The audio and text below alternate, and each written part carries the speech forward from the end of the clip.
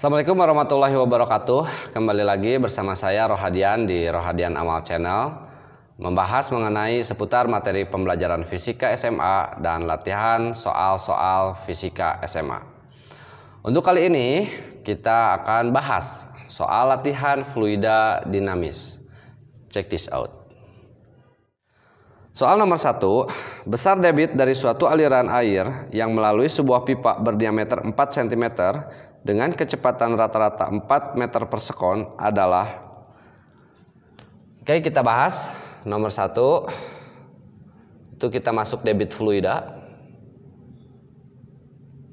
di mana nilai debit itu merupakan luas penampang dikalikan dengan kecepatan aliran fluida, ya. Oke, diketahui adalah diameter, maka luas penampangnya yaitu 1/4 pi d kuadrat dikalikan dengan kecepatan aliran fluidanya. 1/4 3,14 dikali diameternya adalah 4 cm, 4 kali 10 pangkat min 2 dikalikan dengan kecepatan yaitu 4. Oke, hasilnya adalah sebesar 5,02 ya, 5,02 meter kubik per sekon. Jadi ini soal mudah. Oke, beralih ke soal nomor 2. Sebuah bak mandi bervolume 400 liter hendak diisi air melalui sebuah pipa yang berpenampang 4 cm persegi. Bila kelajuan air dalam pipa tersebut 2 meter per sekon, maka bak tersebut akan penuh setelah berapa menit? Masih tentang debit ya. Q bisa A kali kecepatan, bisa volume per waktu. Maka dari sinilah kita tuliskan bersamaan bahwa A kali V itu sama dengan nilainya volume dibagi dengan waktu. Luas penampangnya diketahui yaitu sebesar 4 cm persegi, 4 kali 10 pangkat min 4 ya, karena persegi dikali dengan kecepatan aliran airnya sebesar 2 meter per sekon, sama dengan volumenya adalah 400 liter. Berarti 400 liter itu sama dengan 400 desimeter kubik. Maka nilainya sebesar berapa meter persegi? Berarti 400 kali 10 pangkat min 3 meter kubik. Ya, volumenya kita masukkan 400 kali 10 pangkat min 3 dibagi dengan waktu yang kita cari tahu. Maka T sama dengan, ini kali ini 8 kali 10 pangkat min 4 dibagi dengan 4 kali 10 yang ini dulu ya, yang 400 dulu ya. 400 kali 10 pangkat min 3 dibagi dengan 8 kali 10 pangkat min 4. Maka hasilnya sebesar, ini kita bisa coret, sisa min 1 berarti 4000 per 8, yaitu sebesar 500 sekon. Nah ya, 500 detik dia akan terisi penuh. Maka kalau kita konversi ke menit berarti 500 dibagi dengan 60, hasilnya 50 per 6, yaitu sebesar 8,3 menit. Nah, berarti dia akan terisi penuh selama 8,3 menit. Soal nomor 3, jantung memompa darah ke aorta yang memiliki jejari 1 cm. Aorta kemudian mensuplai 32 arteri utama. Jika laju aliran darah pada aorta 28 cm persegi cm per sekon, maka laju rata-rata aliran darah pada setiap arteri adalah berapa meter per sekon? Ya. Ini kita masukkan persamaannya atau konsepnya, yaitu persamaan kontinuitas.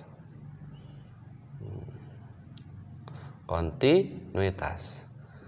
Itu ada 2 luas penampang, yaitu aorta dan arteri. A1V1 sama dengan A2V2. Nah, berhubung yang diketahuinya jari-jari, berarti perbandingannya yaitu R1 kuadrat V1 sama dengan R2 kuadrat V2. Ya, kita menggunakan data dari jari-jarinya. Jari-jari aorta 1 cm 1 kuadrat. Kemudian kelajuan di aortanya 28 cm per sekon. Berarti 28 kali 10 min 2 sama dengan R2-nya, jari-jari arterinya 0,21. Jangan lupa dikuadratkan. Kemudian yang ditanya adalah kecepatan di arterinya. Maka bisa kita selesaikan. V2 sama dengan 28 kali 10 pangkat min 2 dibagi dengan 0,21 kuadrat. Kalau kalian hitung, nanti didapatlah hasil sebesar 0,4 ya, sekitaran 0,4 meter per sekon. Ya, seperti itu. Untuk soal nomor 3. Soal nomor 4, air mengalir dalam venturimeter seperti pada gambar. Pada penampang 1 kecepatan air 3 meter per sekon, gravitasi 10 meter per sekon kuadrat, maka kecepatan air di penampang 2. Oke, ini konsepnya masuk ke konsep venturimeter. Ada dua jenis venturimeter, venturimeter tanpa manometer dan venturimeter dengan manometer. Untuk soal nomor 4 ini venturimeter tanpa manometer. Ditanyakannya adalah V2. Ya. Kita punya persamaan dulu V1. Biasanya yang ditanyakan di V1 air yang masuk ke dalam penampang yang lebih besar, yaitu sebesar A2 akar 2GH per A1 kuadrat min A2 kuadrat. Nah, ya. Seperti ini. Berhubung data A1 dan A2-nya tidak diketahui, berarti kita harus pecahin dulu nilai akarnya. Kita bisa tuliskan V1 kuadrat sama dengan, atau kita jangan dulu dikuadratkan ya, akar dulu ya, bentukan dari A2-nya kita masukkan ke dalam akar ini. 2GH dibagi A1 kuadrat per A2 kuadrat dikurangi 1. Nah, ini persamaannya ya. Menghasilkan persamaan yang seperti ini. Oke, jadi kita nanti akan muncul data perbandingan antara A1 dan A2. Jadi bisa kita tuliskan seperti ini. Persamaan kecepatan di venturimeter itu bisa seperti ini juga. Oke, kita buka akarnya. V1 kuadrat sama dengan 2GH per A1 kuadrat per A2 kuadrat dikurangi dengan 1. Maka nilai V1-nya udah tahu nih. Kecepatannya itu adalah 3 meter per sekon. Berarti di sini dituliskan 3 kuadrat 2 kali gravitasinya 10 ya. Kemudian ketinggiannya, perbedaan ketinggiannya 35 cm. 35 cm itu berarti 0,35 dibagi dengan perbandingan yang di bawah, suatu aja X gitu ya.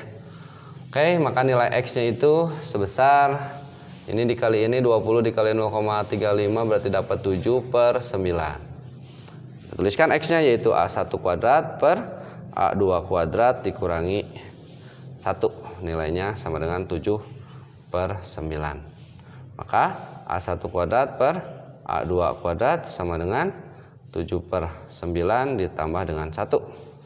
Yaitu 16/9. Oke, perbandingannya udah diketahui nih. A1 kuadrat per A2 kuadrat, yang dicari adalah V2. Maka nilai V2 sama dengan A1 nantinya dibalik akar. Nah, kalau ini hasilnya adalah persamaannya itu 2GH per A1 kuadrat min A2 kuadrat, nah nanti di persamaan bawahnya kebalik nih. Untuk yang di V2 yaitu 2GH per A1 kuadrat min A2 kuadrat. Nah, maka nilai V2-nya sama dengan akar 2GH per 1 min A2 kuadrat per A1 kuadrat. Dibalikin ya untuk persamaan matematisnya.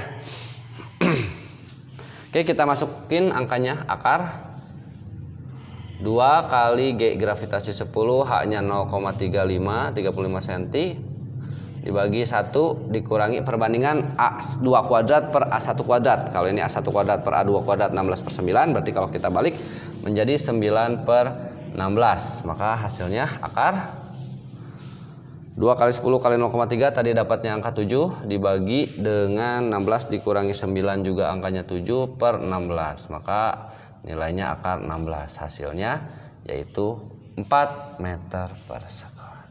Ya, itu untuk soal nomor 4.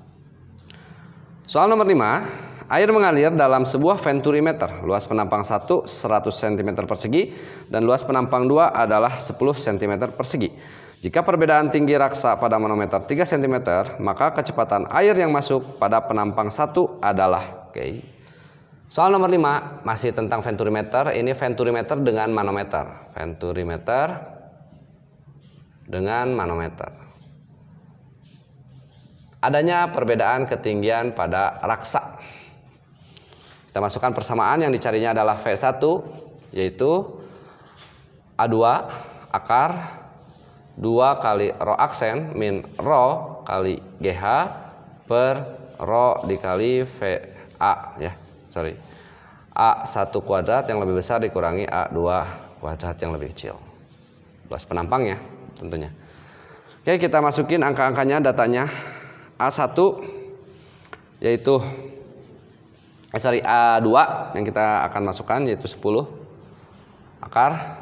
Nah, 2 kali rho aksennya 13.600 dikurangi 1000 dikalikan gravitasinya di sini nilainya 9,8 dikali ketinggian, perbedaan ketinggiannya 3 cm ya, 3 kali 10 pangkat min 2 dibagi dengan rho-nya 1000, A1 kuadratnya 100 kuadrat, nah, ya, dikurangi dengan 10 kuadrat. Nah, nanti kita uraikan nih pengurangannya, nanti ada hubungan dengan yang 9,8. Oke, kita tidak ubah sentimeternya karena di bawah di dalam akar juga ini ada sentimeter persegi gitu ya. Nanti diakarkan. 10 kita tuliskan dulu, akar 13.600 dikurangi 1000 memiliki nilai 12.600. Tetap dikali 9,8, tetap dikali 3 kali 10 pangkat min 2, kemudian dibagi 1000 dikali dengan 10.000 dikurangi 100 yaitu 9.900. Nah, nampaknya ada kecenderungan untuk kita bagi ya di atas bagian dan di bawah. Oke, 9.900 berarti ini kita anggap aja 99, minjem 1 nolnya di situ, berarti kita coret juga di sini. Akar 100 berarti 10 juga bisa habis. Nah, itu ya, kita sederhanakan menjadi akar 2 dikali 1260 dikali 3 kali 10 pangkat min 2 dibagi dengan 1000. Nah, gitu ya. Seperti ini nanti hasilnya. Maka dihitung-hitung hasilnya adalah 0,0756. Akar dari itu adalah 0,273 meter per sekon. Itulah ya. Jadi kita tinggal masukin aja rumusnya. Ada untuk venturimeter. Nah, tinggal kita masukkan angka-angkanya dari data-data soal yang sudah ada. Soal nomor 6. Sebuah bak air diisi setinggi 20 meter, berarti baknya tingginya 20 meter. Di sisi bak dibuat satu buah lubang kecil yang berjarak 2 meter dari dasar bak. Jarak horizontal yang dicapai air adalah, berarti tingginya H-nya 20 meter. H1 jarak dari permukaan air ke lubang berarti 18, karena H2-nya dari lubang ke dasar itu 2 meter. Oke, kita pakai konsep Torricelli yang mengungkapkan bahwa untuk jangkauan itu nilainya sebesar 2 akar H1 dikalikan dengan H2. 2 kali akar H1-nya 18, H2-nya 2. 2 akar 36, hasilnya 2 kali 6, 12 meter. Berarti jangkauannya adalah sebesar 12 meter. Soal nomor 7. Sebuah tong diisi penuh air dan 0,8 meter dari permukaannya dipasang pipa yang mencuat ke atas seperti pada gambar. Jika luas permukaan tong jauh lebih besar daripada luas permukaan lubang pipa, maka laju semprotan air yang keluar dari lubang pipa dan tinggi maksimum yang dapat dicapai adalah. Berarti ada 2 pertanyaannya. Yang pertama yaitu kecepatan luncuran airnya. Yang kedua adalah tinggi maksimum yang dicapai oleh air tersebut. Oke, kita masih pakai Torricelli. Nah, untuk menghitung kecepatan yaitu akar 2GH akar 2 kali 10 kali H ketinggiannya yaitu 0, bukan ketinggian ya, 0,8 meter itu, yaitu jarak antara lubang ke permukaan airnya. Yaitu 2 kali 8, 16, akar 16 sebesar 4 meter per sekon. Jadi kelajuan luncurannya itu 4 meter per sekon. Untuk tinggi maksimum yaitu H maksimum kita pakai gerak vertikal ke atas, di mana nilainya sebesar kecepatan V0 kuadrat per 2G. Kecepatannya 4 dikuadratkan 16 dibagi dengan 2 kali 10. 16 per 20 ya nilainya. Itu sebesar 4/5 atau 0,8. Oke, itu untuk tinggi maksimumnya di soal nomor 7. Soal nomor 8, nah kita masuk ke aplikasi yang berikutnya, yaitu tentang gaya angkat sayap pesawat. Di gaya angkat diketahui bahwa F nilainya sebesar tekanan dikalikan dengan luas penampang. Ini aja ya gaya angkatnya itu. Tekanannya diketahui nggak? Oke, diketahui 500 Pascal, luas penampangnya sebesar 100 meter persegi, maka nilainya 50.000 Newton. Nah, atau di optionnya dalam kilo Newton. Ya, itu untuk soal nomor 8. Soal nomor 9, udara mengalir horizontal melalui sayap sehingga kecepatan di bagian atas pesawat 40 meter per sekon dan bagian bawahnya 30 meter per sekon.